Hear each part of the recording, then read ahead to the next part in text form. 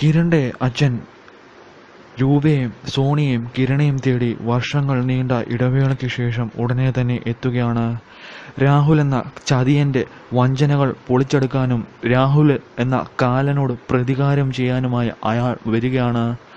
മക്കളോടും ഭാര്യയോടും താൻ ഒരു തെറ്റും ചെയ്തിട്ടില്ലെന്നും താൻ നല്ലവനാണെന്നും രാഹുലാണ് നിന്നെ തെറ്റിദ്ധരിപ്പിച്ച് എന്നെയും നിന്നെയും തമ്മിൽ അകറ്റി നമ്മുടെ സ്വത്തുക്കൾ സ്വന്തമാക്കാനും എന്നെ അകറ്റി അവൻ്റെ വഴിക്ക് ഞാൻ വരാതെ ഇരുന്നപ്പോൾ അവൻ എന്നെ ചതിച്ച് ഞാനൊരു ദുഷ്ടനും ക്രൂരനുമാണെന്ന് നിന്റെ മുൻപിൽ വരുത്തി തീർക്കുകയായിരുന്നു എന്നും രൂപയെ കണ്ട് അയാൾ എല്ലാം വെളിപ്പെടുത്താൻ വരികയാണ്.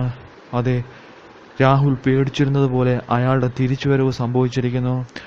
അതോടുകൂടി അന്ധമായി ആങ്ങളെ വിശ്വസിച്ചിരിക്കുന്ന രൂപയ്ക്ക് എല്ലാ ചതികളും മനസ്സിലാവുകയാണ്. പിന്നീട് തൻ്റെ ആദ്യം രൂപയെ കണ്ട് കാര്യങ്ങൾ പറയാൻ അവതരിപ്പിച്ചെങ്കിലും ഒന്നും രൂപ വിശ്വസിക്കാൻ തയ്യാറാകുന്നില്ല. പിന്നെ സ്വന്തം മകനെ കണ്ട് കിരണെ കണ്ട് എല്ലാ സത്യങ്ങളും കിരണോട് പറയാനായി അയാൾ എത്തുകയാണ്.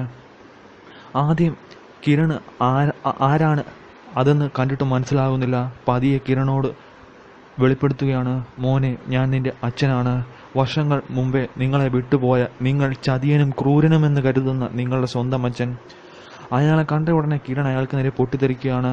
എന്നാൽ എനിക്ക് പറയാനുള്ളത് ഒന്ന് മോൻ കേൾക്കണമെന്ന് അയാൾ കേണപേക്ഷിക്കുന്നതോടുകൂടി കിരണിന്റെ മനസ്സറിയുകയാണ്. അങ്ങനെ രാഹുൽ എന്ന ചതിയന്റെ കള്ളത്തരങ്ങളും വഞ്ചനകളും പൊളിച്ചടുക്കുകയാണ് സ്വന്തം മകന്റെ മുമ്പിൽ കിരണിന്റെ അച്ഛൻ. അങ്ങനെ രാഹുലിന്റെ ചതികൾ പൂർണ്ണമായി തന്നെ കിരൺ മനസ്സിലാക്കുന്നു. രാഹുലിന്റെ ചതികൾ നേരത്തെ അനുഭവിച്ചറിഞ്ഞ കിരണ് തൻ്റെ അച്ഛൻ പറയുന്ന സത്യങ്ങളാണെന്ന് മനസ്സിലാവുകയാണ്. തെളിവുകൾ സഹിതമാണ് കിരണിന്റെ അച്ഛൻ കിരണോട് കാര്യങ്ങൾ വെളിപ്പെടുത്തുന്നത്. അതോടുകൂടി എല്ലാം കലങ്ങി തെളിയുകയാണ്.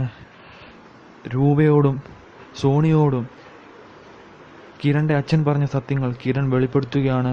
അതോടുകൂടി രാഹുൽ എന്ന ചതിയന്റെ അവസാനമായിരിക്കുകയാണ്. അവിടെ നിന്ന് രാഹുലിനെയും മകളെയും ഭാര്യയും അടിച്ചിറക്കി വിടുകയാണ് രൂപയും സോണിയും അതുപോലെ തന്നെ